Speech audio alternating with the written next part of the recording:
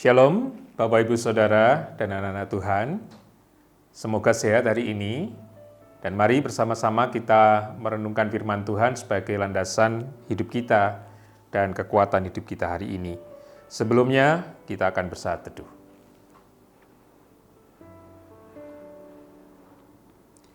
Firman Tuhan yang kita akan dengarkan, saya ambilkan dari Injil Matius pasal yang ke-10, ayat yang ke-7 sampai dengan yang ke-13. Injil Matius pasal yang ke-10, ayat yang ke-7 sampai dengan 13. Pergilah dan beritakanlah kerajaan surga sudah dekat. Sembuhkanlah orang sakit, bangkitkanlah orang mati, tahirkanlah orang kusta, usirlah setan-setan.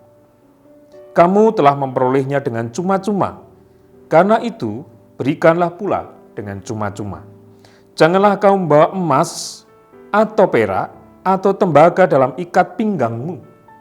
Janganlah kamu membawa bekal dalam perjalanan. Janganlah kamu membawa baju 2 helai, kasut atau tongkat, sebab seorang pekerja patut mendapat upahnya. Apabila kamu masuk kota atau desa, carilah di situ seorang yang layak dan tinggallah padanya sampai kamu berangkat. Apabila kamu masuk rumah orang, berilah salam kepada mereka. Jika mereka layak menerimanya, salammu itu turun ke atasnya. Jika tidak, salammu itu kembali kepadamu. Demikian pembacaan firman Tuhan. Bapak Ibu Saudara yang terkasih di dalam Tuhan, ayat ini adalah bagian dari cara Tuhan membekali murid-muridnya seperti yang diberikan dalam judul di bacaan kita, Yesus mengutus ke-12 rasul.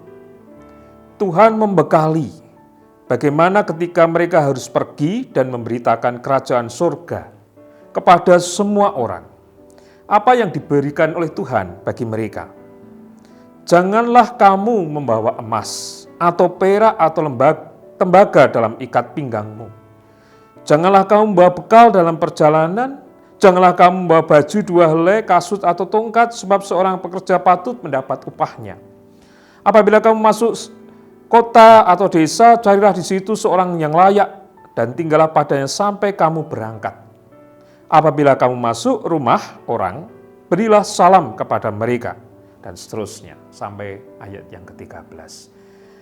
Ada yang menarik di sana. Ketika Tuhan Yesus memberikan aturan, ketika para murid harus menyatakan berita kerajaan surga, bahwa mereka dilarang membawa bekal apapun kecuali perintah yang harus dilakukan Tuhan. Tentu ini berbeda dengan kita. Kalau kita mau pergi kemana, pasti kita akan mempersiapkan bekal kita. Semua ditata sehari sebelum berangkat.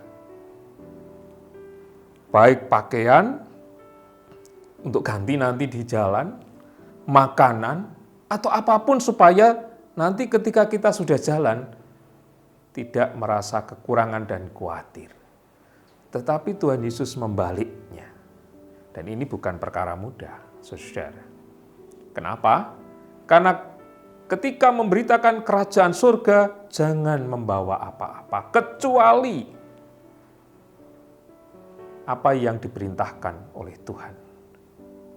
Nah, apakah demikian? Pada waktu itu memang demikian.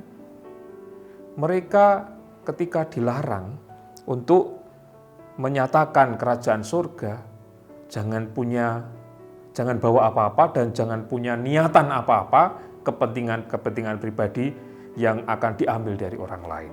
Sebab Tuhan Yesus juga mengatakan demikian, kamu telah memperolehnya dengan cuma-cuma, karena itu berikanlah pula dengan cuma-cuma. Harus diberikan dengan cuma-cuma.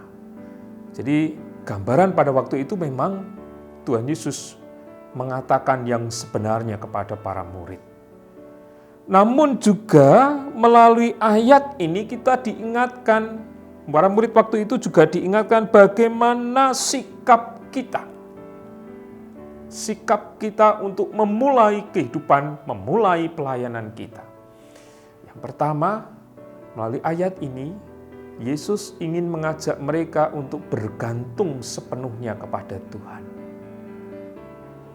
Semua yang dilakukan haruslah diserahkan terlebih dahulu kepada Tuhan. Tuhan pasti akan memberikan. Dan itu artinya, jangan kamu khawatir melakukan apapun terlebih dahulu. Tetapi yakinlah terhadap apa yang harus dilakukan untuk memberitakan Injil. Supaya kita tidak memikirkan hal-hal lain kecuali maksud dan kehendak Tuhan. Yang kedua, Tuhan ingin mengajarkan, ketika kita memberikan pelayanan yang terbaik dari diri kita kepada Tuhan, termasuk ketika kita harus mewartakan Injil-Nya, kita fokus pada perintah itu. Jangan kemana-mana, artinya pikiran kita kemana-mana. Kadang-kadang malah menjual, ya, dalam tanda kutip menjual firman Tuhan, menjual apapun yang kita jalani berlandaskan pelayanan kita. Mengeruk keuntungan dari hal-hal seperti itu. Tuhan Yesus tidak menghendaki. Diberikan itu adalah buah. Karena setiap orang pasti ada pekerjaan yang akan diberikan. Sama seperti yang dikatakan dalam ayat ini, seorang pekerja patut mendapat upahnya. Pasti akan diberi. Hanya di awal jangan punya pikiran, muga-muga semoga saya diberi. Tidak. Yang penting saya melakukan kehendak Tuhan, saya berbuat seperti yang Tuhan kehendaki. Terserah orang mau melihat itu atau memberikan itu lagi kepada saya, tidak masalah. Yang penting saya sudah bekerja menurut kehendak Tuhan, bekerja melayani menurut kehendak Tuhan. Dan itulah yang harus kita lakukan sebagai umat kepunyaan Tuhan. Ketika kita melayani Tuhan, fokuslah terhadap apa yang dikehendaki oleh Tuhan. Terlebih, lakukan tanpa ada niatan untuk memperoleh terlebih dahulu, karena Tuhan sudah menyediakan. Kita hanya bergantung kepada kehendak Tuhan selama kita melakukan apa yang Tuhan nyatakan dan perintahkan bagi hidup kita.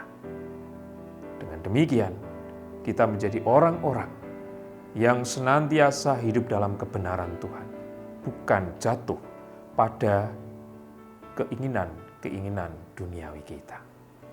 Kiranya kita dimampukan hari ini melakukan itu dalam kehidupan kita. Amin.